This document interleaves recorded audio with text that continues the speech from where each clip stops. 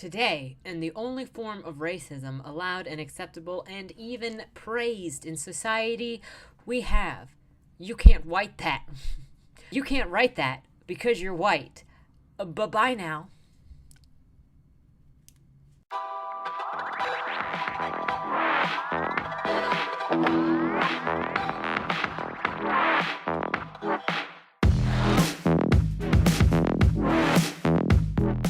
Hello, my name is Ian Kirkpatrick. I am an author, robot, and your portal into madness today, I guess. I think that's good enough. Madness is the best way to describe it. Today we're talking about the other American dirt issue is fear of appropriation fomenting a culture of censorship. This is an article by Lorraine Devon Wilk over at Books by Women, and an article published earlier this month. This is something that is heavily influencing the publishing industry right now, and in my opinion, it is heavily hurting the publishing industry and will be one of the reasons that traditional publishers lose credibility, lose good writers, and eventually lose readers. They're already bleeding readers. Readership is down in general over the entire population, and I wonder why, when you're told that you can only write certain things, and when when fictional novels are trying to be educational and ranty, ranty, same thing, basically. And then you tell people that they're not allowed to write certain things. Anyway, let's get into this, and we'll get into some opinions here as we go. So, by Lorraine Devon Wilk. I was recently in the NPR studios in New York to participate in the show's First A's panel discussion on the enduring American Dirt kerfuffle, specifically what the controversies over American Dirt tells us about publishing and authorship. Seated in the studio with me was Vox culture writer Constance Grady, and from two remote locations, we were joined by Mexican-American translator, poet, and author David Bowles, and Kay Tempest Bradford, a writer and instructor of Writing the Other workshops. All three had distinct and individual takes on the controversy over American Dirt, and the conversation, led by host Todd Zwilik, that's how I always want to say it, focused on two main issues: the publishing industry's lack of diversity in both opportunity and representation of Latin voices, diverse voices in general, and the pushback against authors taking on stories and characters outside their own cultures. Why was I there? As the author of The Alchemy of Noise, She Writes Press 2019, a novel centered on an interracial relationship struggling under the weight of the cultural clashes, familial acrimony, and the devastation of a violent arrest, my publishing experience had some relevance to the issue at hand. I was a white author diving into and exploring the lives of several and varied characters outside my own culture. The bulk of the 1A conversation focused on three things: the lack of representation of Latino writers in the publishing world, the hyperbolic support of the white author telling a Mexican story while Mexican writers are disproportionately excluded from those rarefied opportunities, and the opinions of many Latino writers that she got it wrong with stereotypical characters and accurate depictions of both country and culture in a story written for the white gaze, as one Latino author put it. Those angles, first off, so I've been relearning to do drawing, basically, recently, and one of the things that is constantly pushed in the classes that I'm taking is that believability is more important than reality. Now, that's not saying to completely divorce yourself from reality if you're writing about a certain culture. However, there is an importance in writing a reality for a certain character, and making their story believable that may not be believable to one specific person or two specific people in reality. You're making the story believable, and believability is not the same as matching reality. And I feel like that's something that we're getting further and further away with all of these comments that an actor has to be something in order to play it, or a writer has to be something in order to write it. You don't have to experience something to write about something. You just have to make it believable in the context in which it's being presented. Nobody is presented completely accurately for reality in any form of entertainment. Talk about bodyguards, talk about the army, talk about police officers in novels and television shows and what have you. None of it is correct. And let's just talk about dialogue for a second. Dialogue doesn't sound anything like it does in real life when you compare it to novels or television or any other form of entertainment, because there is a lot of pausing, there's a lot of monologuing, there's a lot of there's a lot of not really catching on to what each other is saying. I have a lot of situations at work where I can't understand what one of my coworkers is saying, is because I work in a server closet, and so there's a constant fan that's really, really loud, and then on the other side, there's a stereo that's often very loud, and then he also mumbles a lot so that it's very difficult to understand what he's saying, even when he repeats it 4 or 5 times. And in a book, you're not really going to have somebody repeat their dialogue 4 or 5 times because one person can't hear it, because the reader is going to get annoyed and bored. So we clip dialogue in order to, while we try to make it realistic, we also try to make it purposeful, and we try to make it engaging. And if we copied dialogue as it actually happens in real life, it would not be engaging dialogue in a book. And so it's not important to be realistic. It's important to be believable, to present situations that can be believed. And if you're about to make the argument that goes, well, I can't believe this because my reality does not reflect this. I don't care. You're putting unreasonable standards on a book. Somebody who's never met you is not trying to write your story or your reality. They're shaping an entirely new story based on their experiences. And now you, if you want to be this person, are invalidating their experiences. It's not some monolith that anybody is ever writing. They're writing about their experiences and a version of the world that they see as they've seen it. If you've got a different world, write it. Show us what you've seen. And it's just so ridiculous that we even have to be here.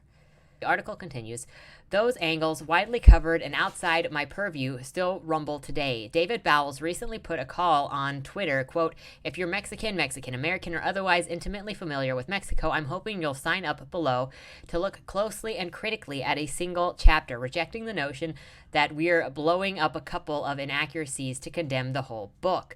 I, however, was brought in to talk about the second issue of the debate, is the demand for own voice equity and the fear of appropriation fostering censorship and growing concern amongst authors that we cannot venture anywhere outside of our own cultures.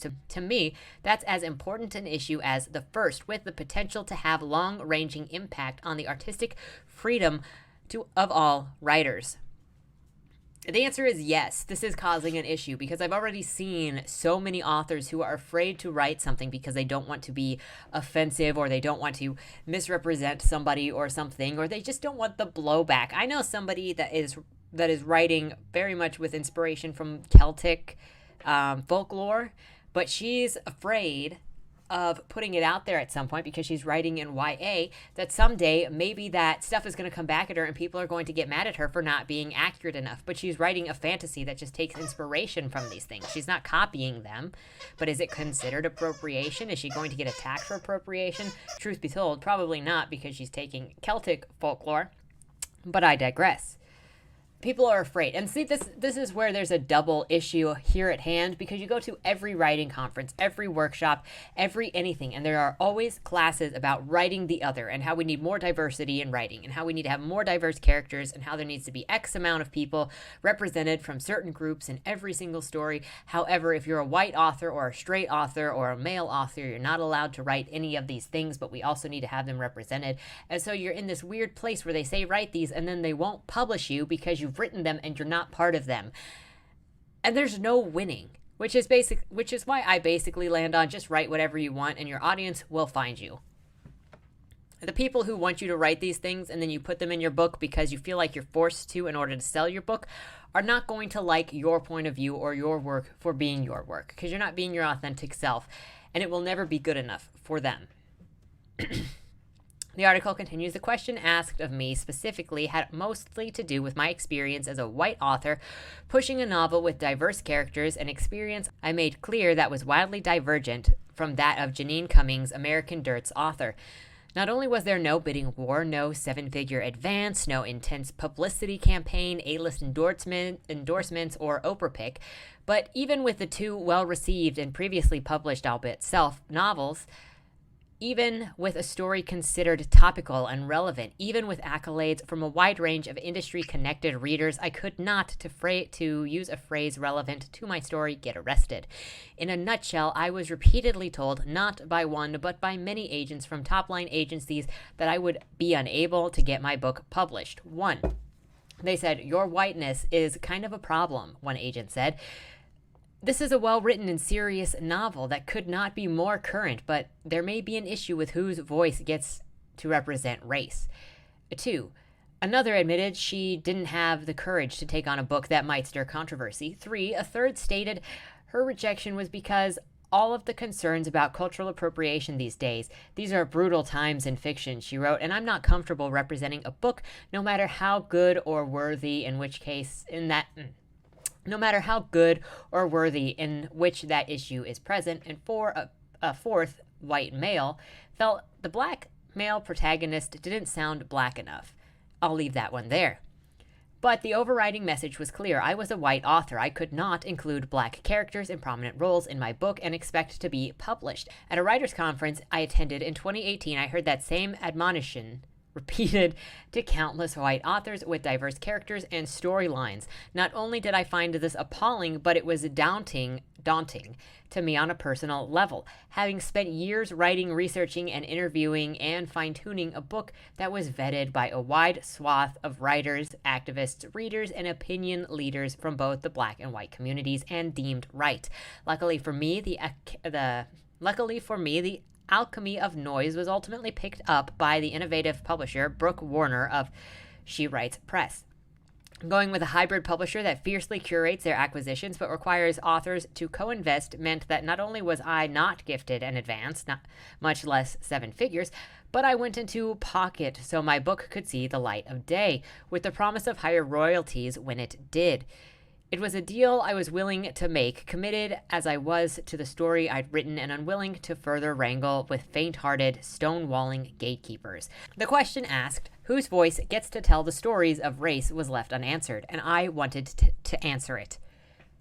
Everyone's voice. From our individual, unique, and creative points of view, we each have a stake in chronicling the world in which we live or the ones we imagine. Our cultures, our diverse experiences, the spectrums of characters we create cannot be monotone, homogenized, or one-cultured. The world isn't. Why should our stories be? And this is really what's behind the good fight against you can't write that if you're not that. There's this whole idea that if you belong to this thing, whatever group, then you'll write them correctly. But even that's not true, because not everybody within that group has the same experience. So imagine that you're part of whatever group and you write a book and other people say that's insensitive, that's not my experience, blah, blah, blah. So how come that person gets to be the gatekeeper of what counts as an authentic experience when maybe my experience as a member of that group is not the same? Everybody has a point of view. My point of view is never going to be the same as yours, regardless of whether we have the same identification classes in common. I still have a story to tell that involves maybe people of a certain race or of a certain sexuality, of a certain background. Whether I've experienced something doesn't stop me from having a point of view. I mean, even if we get outside of storytelling, everybody has a point of view, even on things they've never experienced. Guys have a point of view on childbirth and on females and on how hormones work in females. And their experience isn't invalidated because they have something, they have subjectively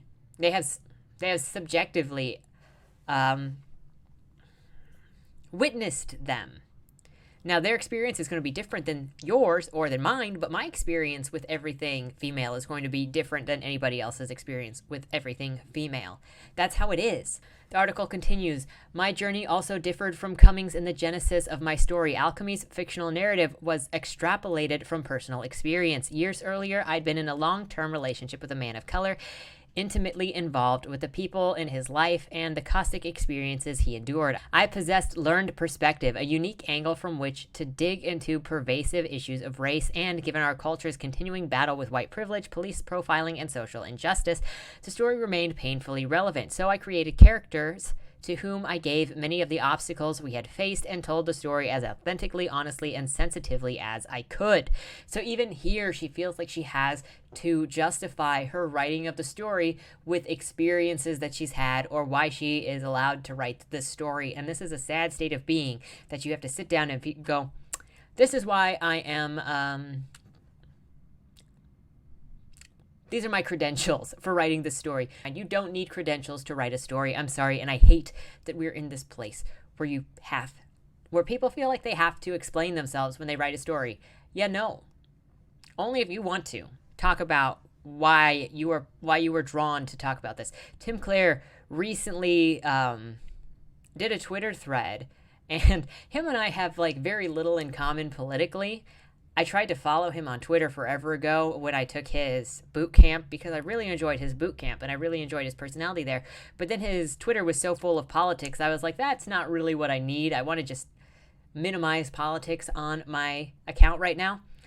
But he came up again recently and he had a Twitter thread saying, you don't have a right to somebody's background. You don't have a right to question the credentials somebody has because you're asking for their personal story. And what business do you have to probe somebody's personal life for personal credentials? You know, if somebody's writing a story about lesbians and they're in a straight relationship or they're married, who are you to go up to them and say, well, explain what business you have writing the story? You could be outing somebody for something that's very personal. You're probing into personal motivations or personal history or past so that you can decide whether or not somebody's experience is valid enough to write about a certain subject. That is disgusting.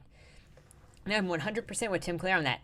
Nobody owes you their background. Nobody owes you where they come from or the decisions they've made. If they want to share because it's something that they're super passionate about and they go, I experienced this thing when I was in a relationship with this person and it made me see things differently, and man, I just really had to write about this, which I'm going to talk about this on Thursday with what my current writing project is and kind of why I was driven to do it as I go through a small book collection I have. If somebody goes through something like that, they are free to offer it up, but never is another writer or an agent or anybody deserving, never does somebody have the right to just demand your background, to demand you out yourself. I got so pissed off a couple months ago when I was having this conversation. Originally, I think it was about the RWA stuff. And so I was asking for clarification and trying to figure out what was going on. And people thought I was just trying to fight them. And I was saying, no, I just want more information to try to figure out because I have a difficulty understanding just nuances and blah, blah, blah. And eventually, everybody was coming at me hostilely. And then when I said that I had Asperger's and I just preferred to get more direct information because I don't read between lines and I need to see things specifically so that it can make sense to me.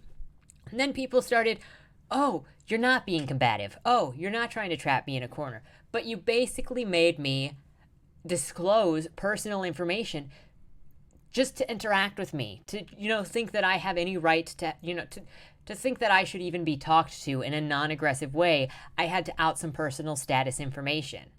And that's so disgusting. I've got a story that's written in an asylum in Kansas in 1954, and one of the characters is an autistic 10-year-old.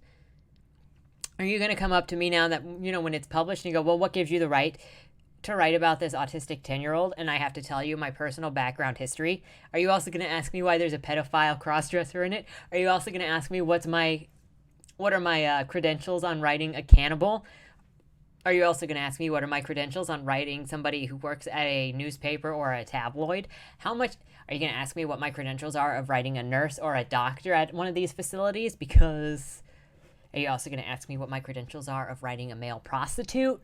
Like, how far does this go? How many characters do I have to prove I have a background in order for you to be okay? What do I have to share? Is there anything that I can do to say, oh, I'm just qualified to write all of these? Are we going to...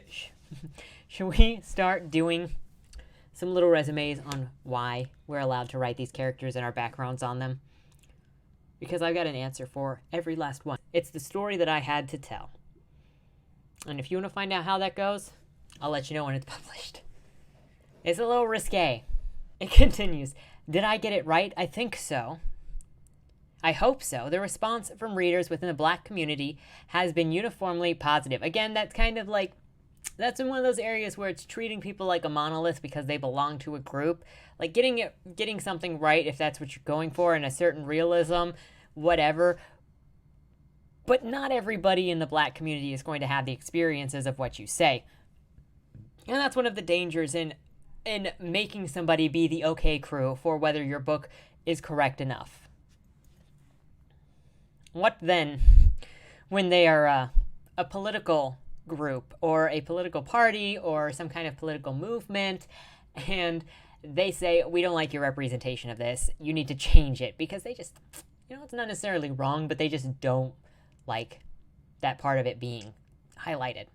The article continues, but I did not get the same intense microscopic examination Cummings has. Then again, my book wasn't an ecstatically promoted bestseller either. If it was, would I have experienced something of the same? Which brings me to the title prompt of this piece. Several of those who weighed in on American Dirt stated categorically that white authors, or any authors for that matter, should be unlimited in who or what they can write about. But if they do venture into cultures outside their own, they've got to do it right. Do the work, check it out, vet the work, honor the nuances and sensibilities they are writing about. This stance has been stated by many of the Latino writers who took umbrage with Cummings, who they felt didn't get it right, as well as the countless Black authors who have also addressed the tilt towards censorship in the drive for greater inclusivity and the right to tell their own stories. One of the interesting things I want to point out about this is they say, investigate and learn about whatever culture or whatever you're working with, and then do it right. But also at the same time, if you go back in time to like the 20s or the 30s and there's some unsavory language or there's some unsavory behaviors, they say, yeah, don't do that. We don't need that in current year books. Don't be true to the cultures and don't be true to the people that lived at those times. But in these other cases, do be true. So how about we stop playing these word games of censorship for whatever you decide you want to see? Write your own freaking book how you want to see it written. That was the advice that I was always given. If I want to see something on the shelves, I needed to write it. That's what I'm doing. Finishing up. Will the publishing industry make a commiserate promise? Will they pledge to judge each book, each writer, based on the quality of the writing and the merit of the story, regardless of creed, culture, color, gender, and orientation? Or will they continue to hide behind fears of getting caught up in American Dirt-sized controversies? This sounds kind of like discrimination that is actually against the law in any other industry. Ugh. You're not allowed to discriminate on someone and say you can't do that based on your skin, race, sexual orientation. Except apparently in the publishing industry, where you're allowed to do that straight up and you don't even have to hide it. Interesting. Evelyn Flatiron Books, the publisher of American Dirt, acceded to making mistakes in how that book was rolled out, while the other publishing companies also recognize the frustration of both underrepresented writers and those being censored and shut out. Will they accept that publishing's lack of inclusivity cannot be solved by excluding other voices, which is just lazy thinking? No writer of any demographic should feel stymied in their choice of content, theme, or character. No writer of any demographic should be systemically excluded from opportunities offered another subset of writers. All work, all writers should be judged individually, uniquely, and based on the quality, authenticity, and excellence of what they have written. If that can honestly and enduringly happen, if the righteous demand for equitability finds its way to a real solution, if antiquated systems of patriarchy and white privilege in the industry can be broken down, abolished, inciting changes in a way that we can do things in the moment, the literary evolution, however painful and confusing we might have never see this. She's bowing to the altar of diversity here at the end. So, I'm sorry. We start out strong, we end weak because she can't fully go against the dogma, or you really do suffer.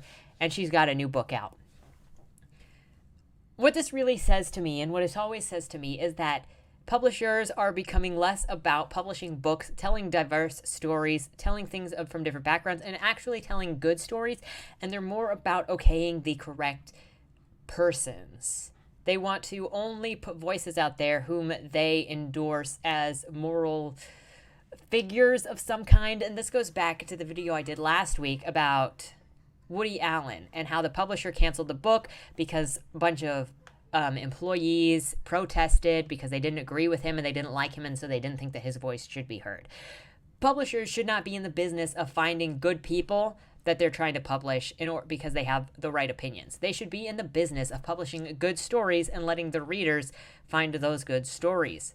When you switch from telling good stories, and this is one of the reasons why I believe the first syllable of diversity is exactly what it does when you get stuck on diversity, inclusion, and equity, is it kills the industry. It is no longer about excellence. It's no longer about what it once used to be about. It is solely about pushing the right politics, which is racial worship in this case. You know, you get these rules if you're this color, and you get these rules if you're this color. And it's no longer about storytelling. It's no longer about standing by your authors. And it is now a very personal business that we need to know your background, your characters, your themes, and whether it is appropriate or not. It's not about telling deep, meaningful stories. It's not about sharing experiences or points of view. It's about racial supremacy. Who are the ones being told not to do something in writing? Who are the ones mostly being told that you just don't belong in this industry because we have to get other races in here? You're not going to see an agent tell a black person, we need to hear less from people like you. You're not going to hear an agent tell a Latino, we need to hear less from you. But you are going to hear them say that straight up to white authors. Just enough with the racial politicking, enough with this focus on whether stuff is written by the correct person or not. Is it a good story? Is it a story that feels like there is drive to? And you know, one of the things that is most maddening for me about the whole publishing industry right now, the formal publishing industry, is that all of these people are saying they have to like the book in order to sell. Like, they have to be passionately about the book in order to pick it up to decide whether to sell it or not. And personal taste does not dictate whether that is going to be a success around a wide swathe of people. Just because I like something doesn't necessarily mean other people are going to like it. Just because you like something doesn't mean a bunch of other people are going to like it. And just because you dislike something doesn't mean that it's not going to be popular. In the long run, this sort of practice is going to hurt the writing industry. It is going to hurt, it's going to hurt the publishing industry. And we're going to see more people going to indie publishing and small publishers and hybrid publishers because big publishers don't want the drama. They won't stand by their authors. And they're now playing this part where who they publish means that they agree with everything that they say, they agree with their ideas, and it's some kind of beacon of morality. And when you do that, you're basically putting a target on your head that you're going to die soon. But that's what I gotta say on this issue. Let me know what you think in the comments down below. What do you think about the censorship? Are you a writer and are you afraid of writing about certain subjects or certain peoples, including certain characters? Do you feel like there's a compulsion that you have to write about certain things or in certain ways? Do you feel like you can't tell the stories that you want to tell? Or how do you navigate it? You know, maybe someday I'll talk about how I navigate the whole thing, and it's actually pretty simple. It can be summed up in one sentence. I treat everybody as a human. That's about it. And that leads me into my video that will be up on Thursday, which is Jeffrey Dahmer. I know. Super good time. And I mean this in all sincerity. So anyway, let me know what you think about this situation, and I will see you next time. Bye-bye.